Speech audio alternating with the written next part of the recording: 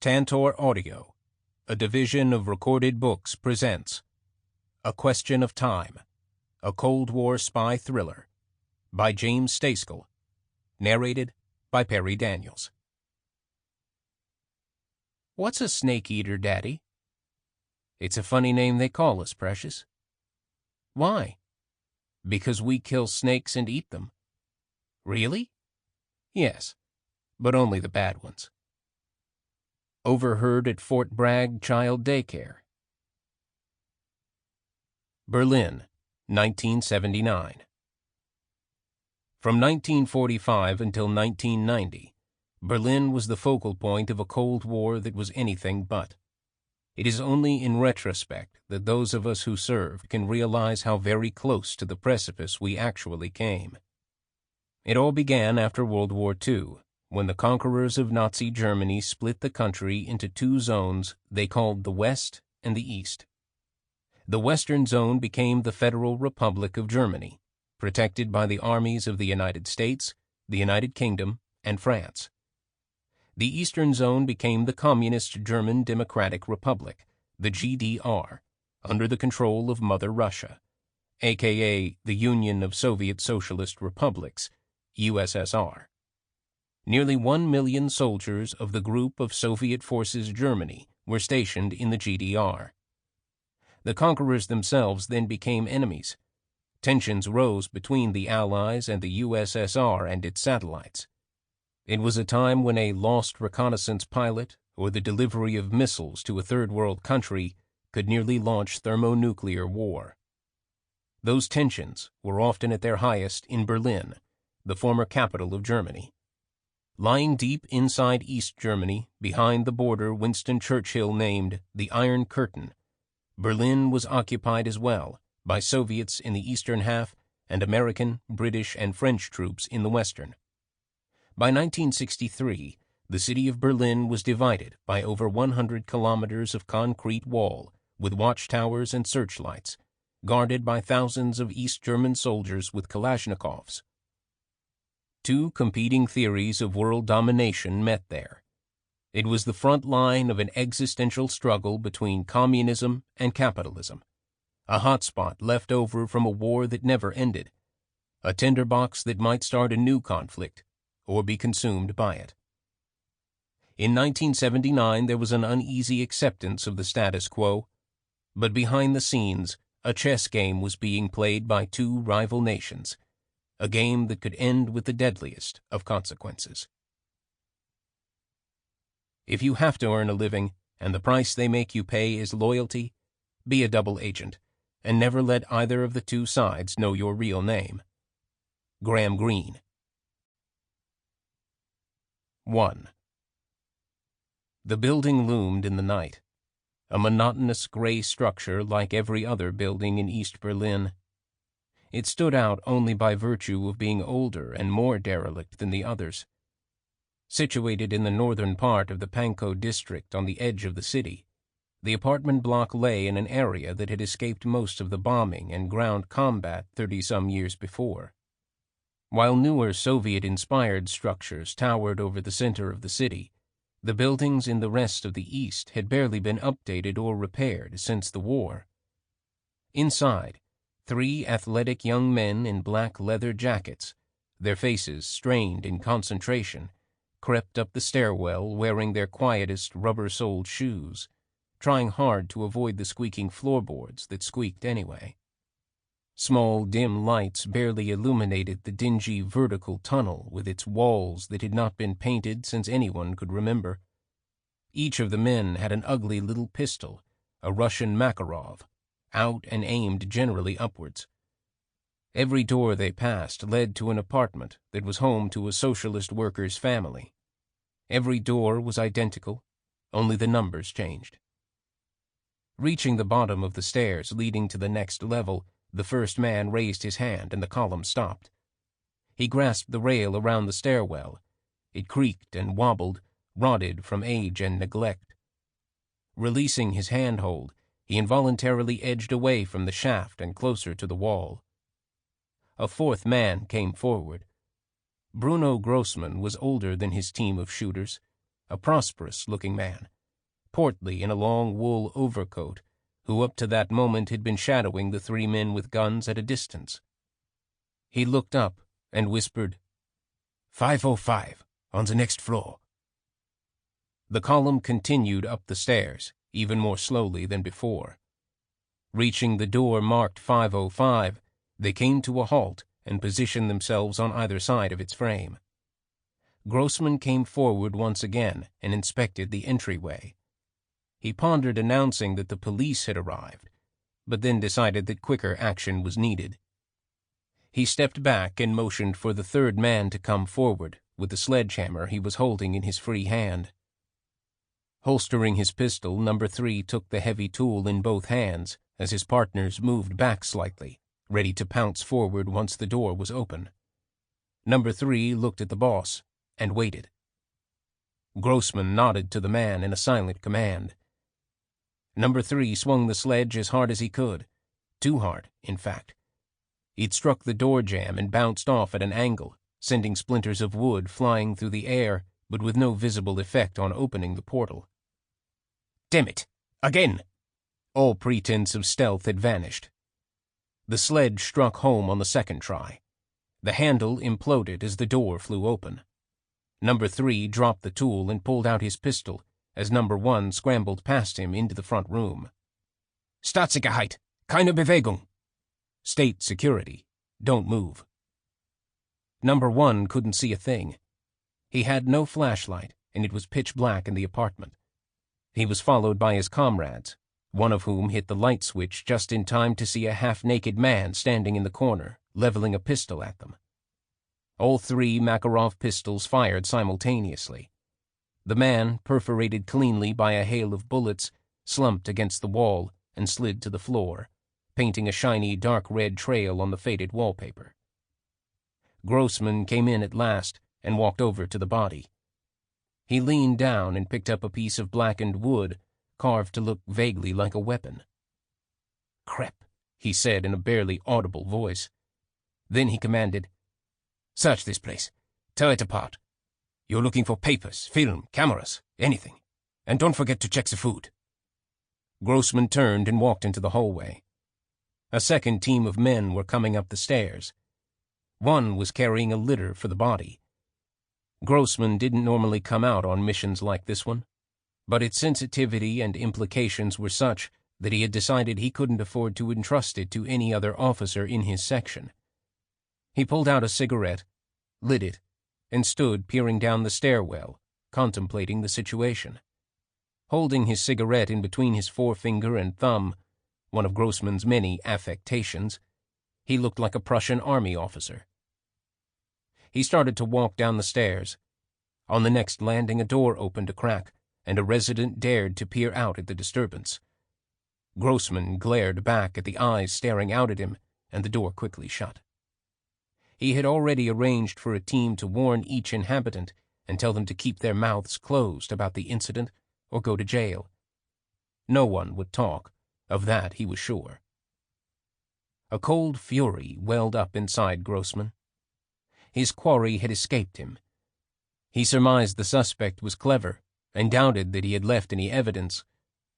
The noise coming from the apartment was that of a frustrated search that would yield nothing.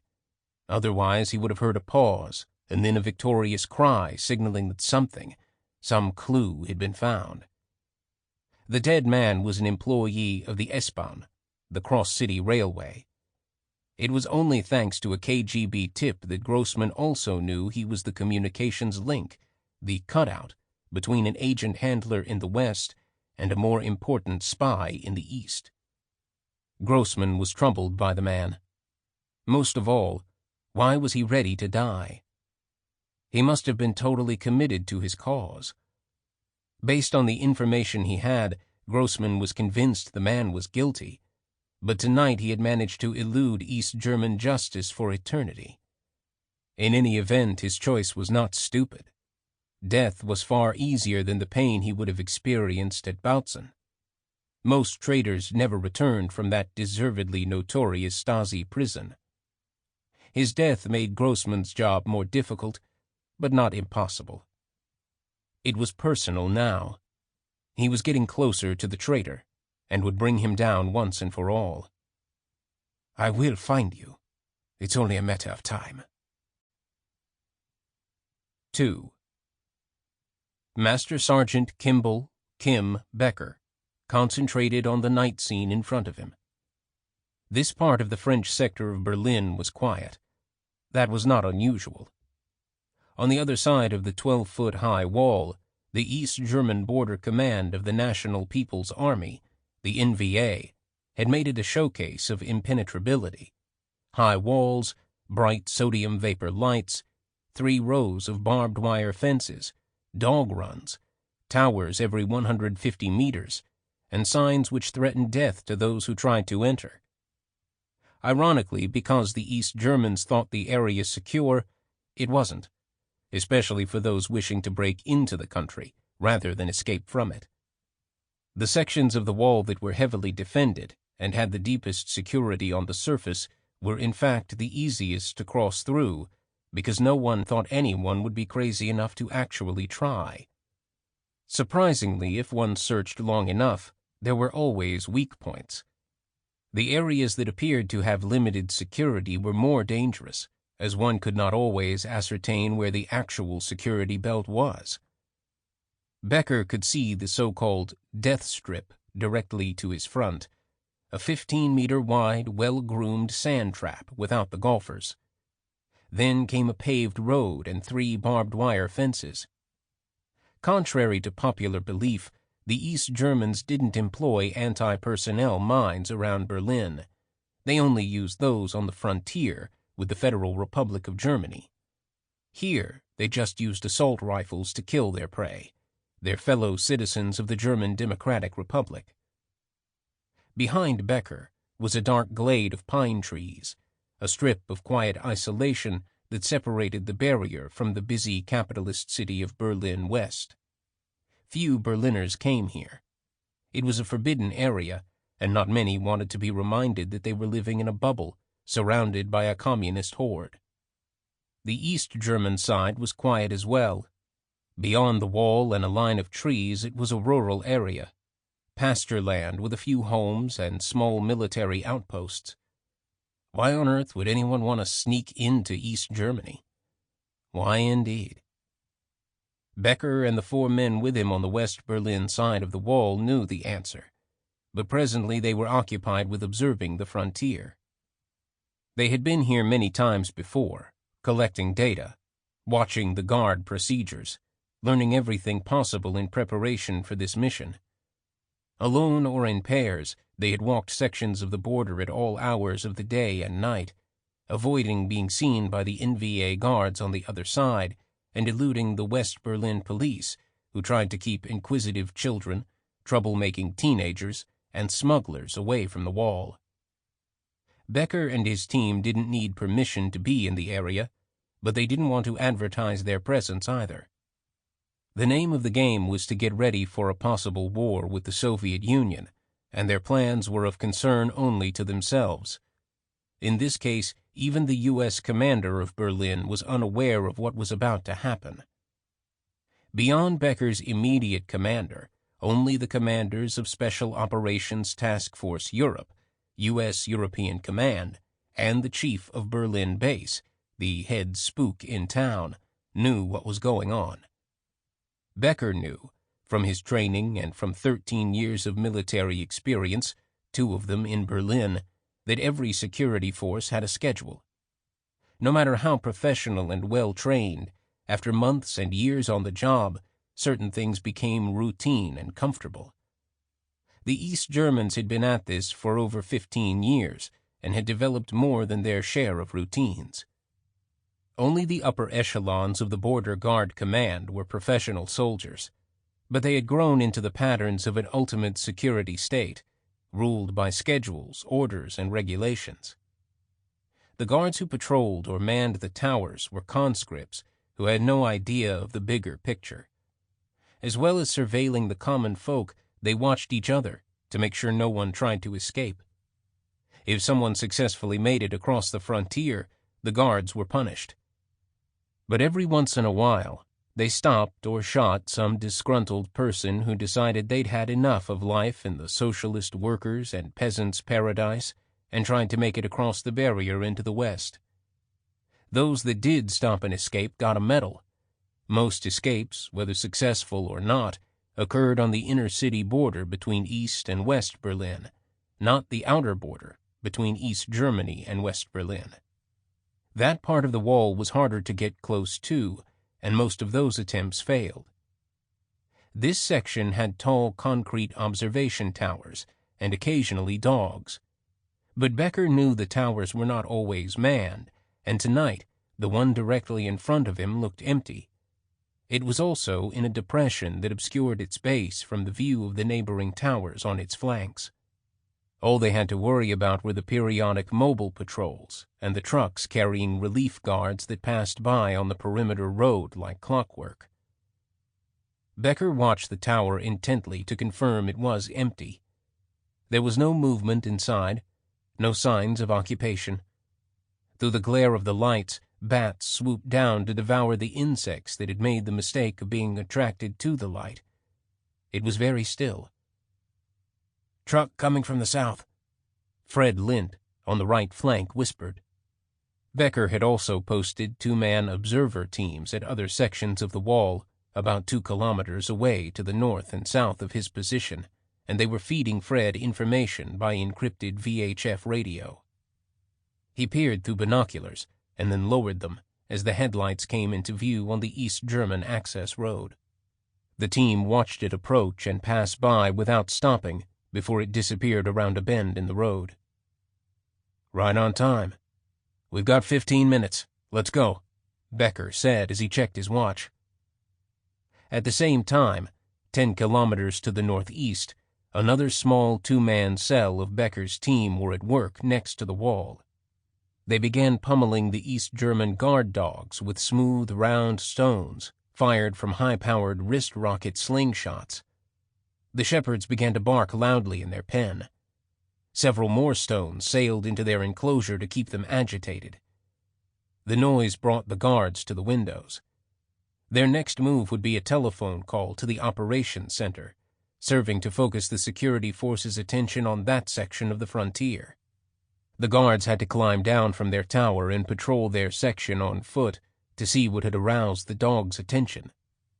The Americans and their slingshots on the other side of the wall had long since disappeared. Back at Becker's position, a steel door in the wall opened quietly onto the death strip, and he led 2 men across the sand into East Germany. Dressed in dirty NVA camouflage uniforms, with small backpacks and carrying a couple of long rake-like tools, they were hard to spot as they trotted across the gray sand in the semi-darkness. The door was one of many installed by the Stasi, the East German security service, to facilitate their own clandestine trips into West Berlin. It was a curious thing. The existence of the doors was known to both sides, but for some reason the East Germans didn't expect they would be used to enter their territory. No one in their right mind wants to break into East Germany. The doors were fitted with high-security locks, but these were an easily surmountable obstacle for Becker's team. As to his sanity, Becker simply shrugged off that assessment. Being crazy doesn't make you stupid.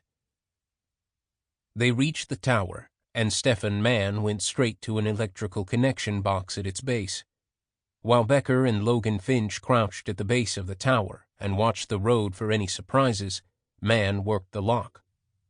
Once he popped the door open, he pulled a small device from his bag and placed it against the back wall of the box behind the wire bundles. The device contained an induction loop that collected all East German communications made over the telephone cables. Once that was installed, he attached its wires to the power, grounded another, and ensured the transmission antenna was clear but well hidden.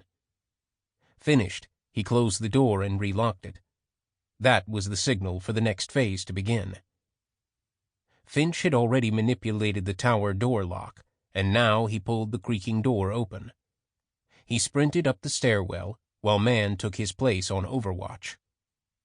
In the guardroom, Finch took a quick look around, to see if there was anything worth grabbing, but saw only a telephone on top of a cheap wooden table, 2 stools, and an empty cupboard.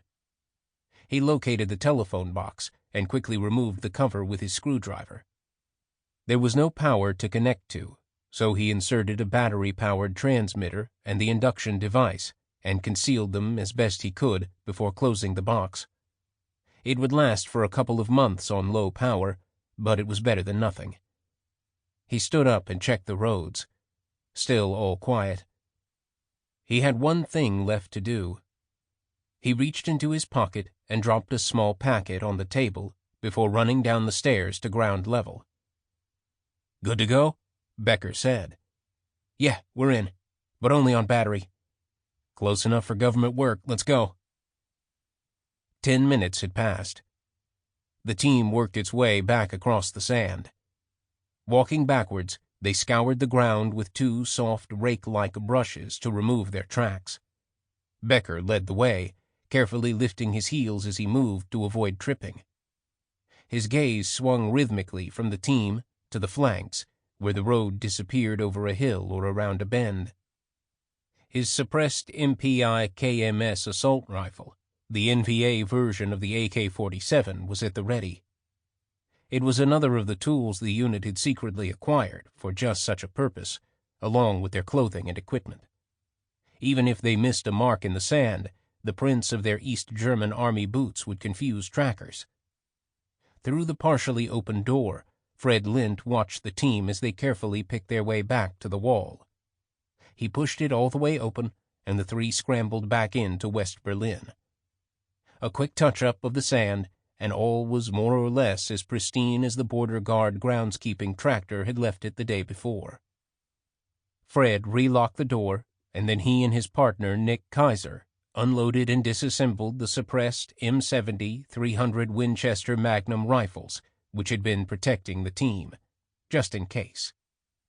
The uniforms were quickly removed and switched for more appropriate city garb, the clothing stuffed into a soft briefcase, the sort used by most manual laborers to carry their lunch and beer to work each day.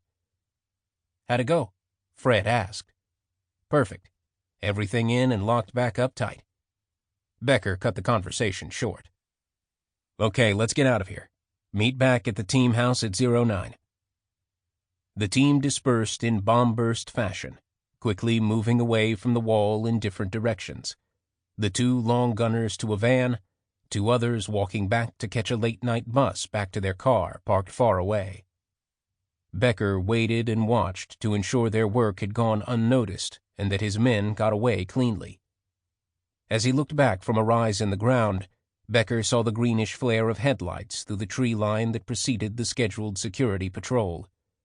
He crouched low and watched the truck pass by without slowing down. So far, so good. He turned and disappeared quietly through the forest toward the city.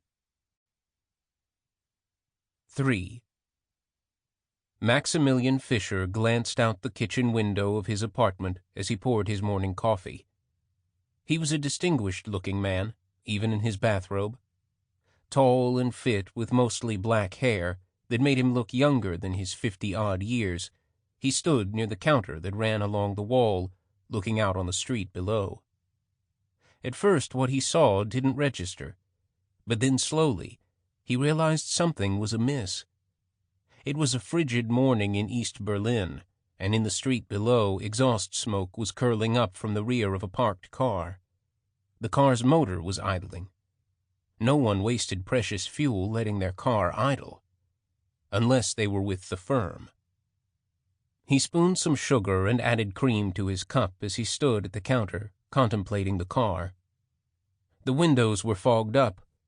The person or persons inside must have been sitting there a long time, breathing very heavily or maybe just talking a lot. He decided it was the latter, and that the people inside were part of a static surveillance team. Whether there were other teams in the neighborhood, he had no idea. His first task would be to determine if they were indeed watching him. Fisher didn't stare too long. He backed away from the window and considered the possibilities. He knew from his job in the Stasi's main reconnaissance directorate that no other security service employees lived nearby. As it was, he should have been living in Wandlitz with all the other party bonzen. But no, he said, it was unnecessary. He was single, and it was more convenient for him to live close to the firm's headquarters.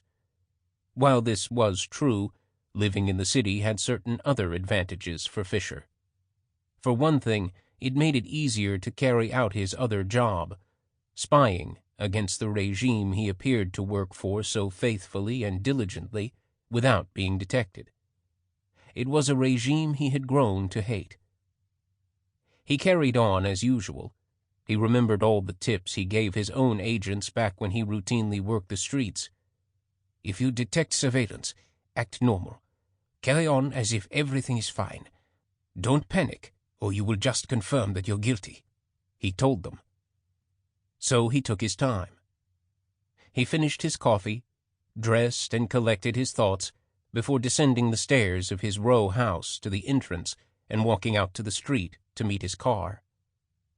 The cold air stung his nostrils, and he blew a cloud of mist every time he exhaled. The weather would have been exhilarating, if not for the brown lignite coal smoke that assailed his senses. The driver was punctual as ever. Max stuffed his lanky frame into the black Tatra 603, wrapping his long black wool coat around him as he settled in. Then it was off to the headquarters. He didn't risk looking behind him or asking the driver if they were being followed, but he got his answer when the driver started to check the rearview mirror repeatedly, not part of his normal habit. It was not a long drive to the Zentrale, as everyone called the headquarters, but it was long enough to establish they were being followed.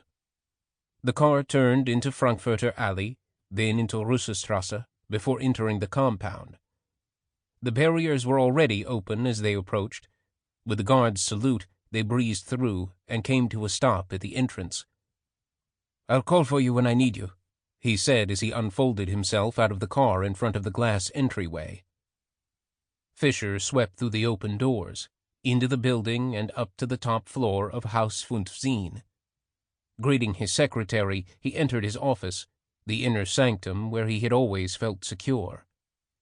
As he stood before his desk, he again examined the possibilities and questioned that premise of inviolability now. The protection of rank, power, and privilege had its limits, even in the all-powerful state security ministry. It could be that he was just placed under routine watch, but he doubted that. Senior-level officers were rarely subjected to checks unless there was strong suspicion of something being very wrong. Sitting at his desk, he shuffled through the inbox, looking for papers with an urgent or priority ribbon, but found none.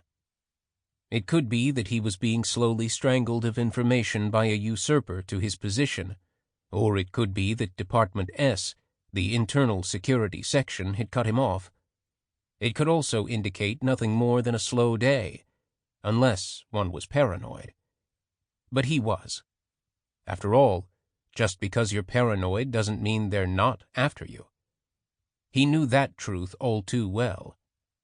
He had worked foreign intelligence operations long enough to know you could never become complacent. He also knew that once an agent had been compromised, it was probably too late to escape. His agents had been extraordinarily lucky. None had ever been exposed. His long experience within the system revealed to him why the American and British recruited agents were easily found and disposed of. It was quite simple. Almost all of them were dangles, provocations set by Markus Wolf with the intention of fooling the enemy and luring him into a trap. That was also why Fisher had survived so long. He had seen things from both sides of the fence and knew when to take a risk and when not. He had taken risks all his life. Max Fisher had started out running errands for his father long before the war. He grew up in a tenement building, one of 100 such places deep in the vetting district of Berlin. His father worked at the Siemens plant, and his mother did a little of everything around the neighborhood, but mostly cooked. kept the apartment clean and the clothing mended. He remembered the fights at home, which were mostly about money. There was never enough of that, and he and his younger... Sample complete. Ready to continue?